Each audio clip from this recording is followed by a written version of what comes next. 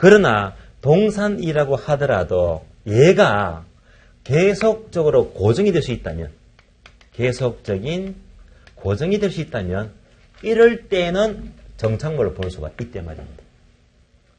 이런 목차 크게 4가지 있죠. 자, 1번 물건의 부착 방법, 2번 물건의 설치 의도, 3번 물건의 성격, 4번 거래 당사의 관계에 따라서 구분합니다. 4가지입니다. 첫 번째, 물건의 부착 방법입니다. 두 번째, 물건의 설치 의도. 세 번째가 물건의 성격입니다. 네 번째가 거래 당사자의 관계가 돼요.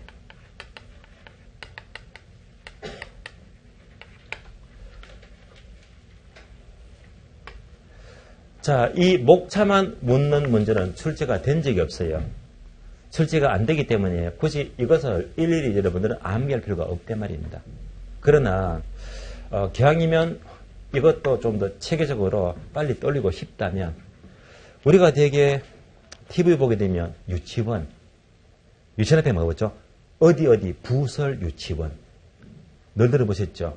부설 유치원이 아니고 바로 부설 성당입니다. 그럼 쉽잖아요. 부설 성당 하시면 돼요. 이 4가지가 정착물의 구별 기준인데 하나씩 봅니다. 물건의 부착 방법입니다. 자, 제가 그림을 그리는데요. 제가 지금 뭘 그리고 있는지 보세요. 뭘 그리고 있죠? 수도꼭지죠. 수도꼭지만 놓고 본다면 얘는요, 동산입니까? 정착물입니까? 동산이죠. 왜? 들고 호순이 넣어버리면 되니까 동산입니다. 그러나 이 수도꼭지를 주택에 주방에 설치할 적에는 파이프 구멍을 이렇게 뻥 뚫어서 이렇게 부착을 시키죠. 그러니까 건물에 손상을 주고 부착을 시켰더니 계속적 고증이 되어버렸잖아요. 이럴 때는 정착물로 보지 말입니다. 따라서 동산이라고 하더라도 건물에 손상을 주면서 설치를 하게 되면 이럴 때는 계속적 고정이 되는 거예요. 이런 경우는 정착물로 간주가 돼요.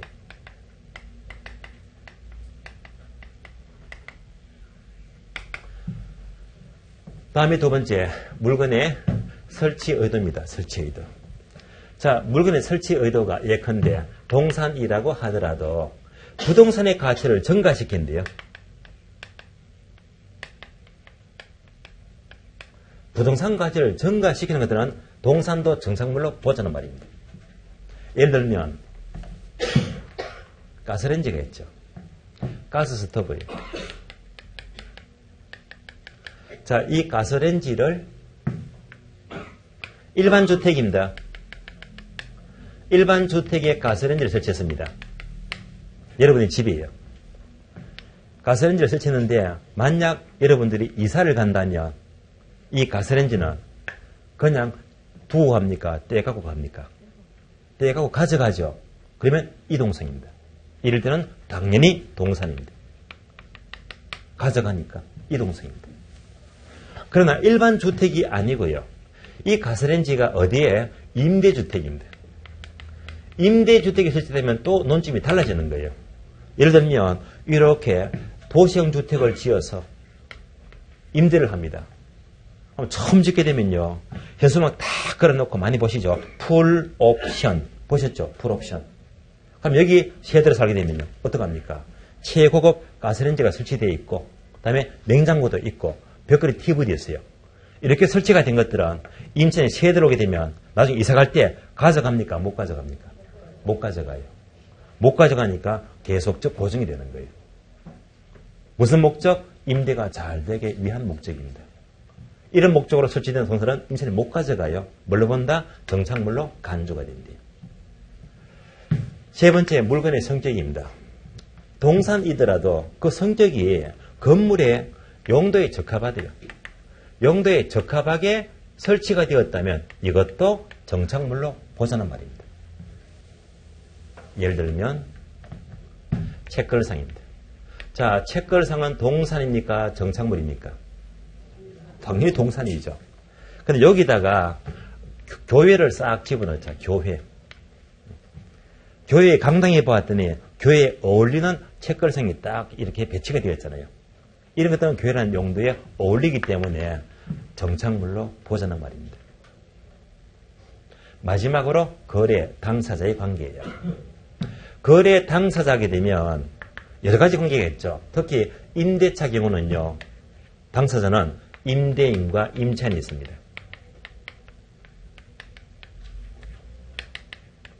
매매 관계에서는 바로 매도인과 매수인이 있습니다. 여기까지를 확인합니다. 그런데 우리 시험은요. 얘가 잘 나와요. 얘가 잘 나오고 특히 얘가 더 잘 나옵니다. 얘를 꼭 기억하세요. 첫 번째, 임대인이 정착물을 설치합니다. 예컨대 선반 또는 진열대예요.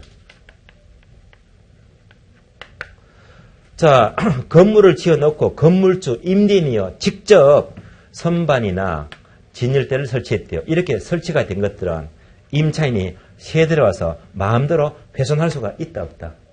못하잖아요. 반드시 동의를 받고 훼손해야 됩니다. 그러니까 임대인이 설치한 정착물은 임차인이 함부로 못해요.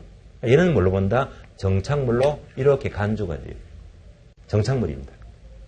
그러나 임차인이 정착물을 설치했대요. 우리 학원 생각하시면 돼요.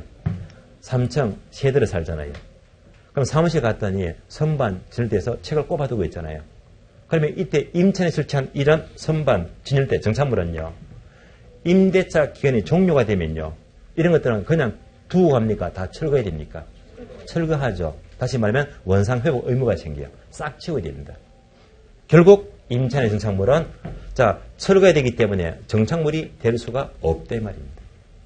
결론입니다. 임차인의 정착물은 정착물이다 아니다? 아니다. 요즘은 잘 나옵니다. 임차인만 조심하시면 돼요. 이런 문장을 체크합니다. 그리고 4번 보게 되면요. 거래 당사자의 관계에 있어서 두 줄 밑줄입니다. 임차인의 정착물에는 거래 정착물, 농업 정착물, 가사 정착물이 있는데 이것은 임차인이 철거, 제거해야 되기 때문에 정착물에 해당되지가 않습니다. 까지를 조심하시고요. 한 줄 더 내려가죠. 또한 부터 두 줄 밑줄입니다. 매매에 있어서 매매 경우에는 어떤 물건이 정착물인지 아닌지가 불분명하다면 일단 정착물로 간주가 돼요. 누구한테? 매수자의 것으로 넘어갑니다. 그럼 매매 관계에서 매도자와 매수자가 있습니다. 그런데 정착물인지 아닌지 여부가 불분명하대요. 불분명하다면 누구 걸로 본다? 매수인의 것으로 본대요. 이 말은 뭐냐면요. 예를 들면 아주 고급 주택이 있어요. 고급 주택이 있는데 고급 주택이니까 나무도 고급입니다. 아주 값비싼 소나무가 있어요. 비싼 나무가 있고요. 연못도 있어요. 연못 옆에는 아주 값비싼 돌이 있죠. 정은석입니다. 돌도 있어요. 이것을 매매한대요. 그러면 팔적에 파는 매도인이 이 소나무가 특별히 비싸고 몇백만 원씩 하니까 요거는 내가 가져갑니다라고 정할 수 있잖아요. 그리고 이 정은성은 또 상당히 고가이기 때문에 이거 내가 가져갈래요. 매매할 적에는 꼭 택에 따라야 된다 하시겠어요. 그러면 이제 중개 확인 설명서에다 다 적고 가져가면 되는 거예요. 그런데 그러지를 않았단 말입니다. 얘가 뭐죠? 불분명하대요. 타격이 걸리지 않고 불분명하다면 누구 걸로 본다? 매수인의 것으로 인정한단 말입니다. 여기까지를 보시면 돼요. 이상 체크 플러스는요. 동산이더라도 경우에 따라서는 계속적 고정이 될 수만 있다면 정착물로는 여러 가지 경우가 있었습니다. 여기까지 정착물의 논점을 보았고 결론. 우리는 지금 뭘 공부하고 있죠? 협의의 부동산, 어떤 부동산? 민법상 부동산입니다.